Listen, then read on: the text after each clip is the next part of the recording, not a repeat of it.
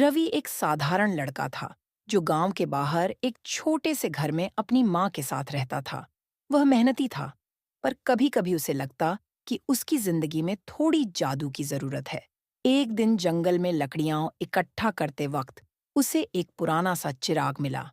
रवि ने उसे साफ करने की कोशिश की और जैसे ही उसने उसे रगड़ा, एक नीले धुएं के साथ एक जादुई जीनी प्रकट हुआ। जीनी ने गहरी आवाज में कहा, हे बालक, मैं इस चिराग का जीनी हूं। तुम्हारे पास 3 इच्छाएं मांगने का अवसर है। सोच समझकर मांगना, क्योंकि ये 3 इच्छाएं ही तुम्हारे जीवन को बदल सकती हैं। रवि बेहद उत्साहित हो गया और बिना सोचे समझे तुरंत अपनी पहली इच्छा मांग दी। मुझे ढेर सारा सोना चाहिए। जीनी ने चुटकी बजाई और रवि के घर के सामने सोने के सिक्कों का ढेर लग गया। लेकिन जल्द ही उसने देखा कि गांव के लोग उस सोने को देखकर जलने लगे। कुछ लोग चोरी करने की कोशिश करने लगे और उससे दोस्ती तोड़ दी। तब रवि को समझ आया कि बिना सोचे समझे इच्छाएं मांगना सही नहीं होता। उसने झीनी से दूसरी इच्छा मांगी, मुझे दुनिया का सबसे बुद्धिमान व्यक्ति बना दो।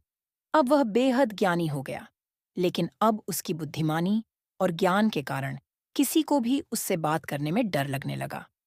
वह अकेला महसूस करने लगा और उसे समझ आया कि जीवन का असली सुख सिर्फ ज्ञान में नहीं, बल्कि सच्चे रिश्तों में भी होता है। अंत में, अपनी तीसरी और आखिरी इच्छा के लिए उसने गहरी सोच के बाद कहा, मेरी अंतिम इच्छा है कि मैं वही बन जाऊं जो मैं पहले था, लेकिन अपने अनुभवों से सीख लेकर। चीनी ने मुस्कुराते हुए उसकी इच्छा पूरी कर दी और धीरे धीरे नीले धुएं में गायब हो गया।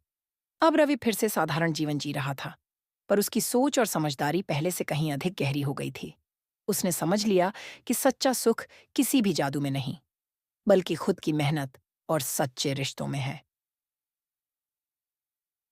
कहानी से सीख, हमें अपनी इच्छाओं के बारे में सोच समझकर निर्णय लेना चाहिए, क्योंकि कभी-कभी वे इच्छाएं हमारी जिंदगी में अप्रत्याशित चुनौतियां भी ला सकती हैं।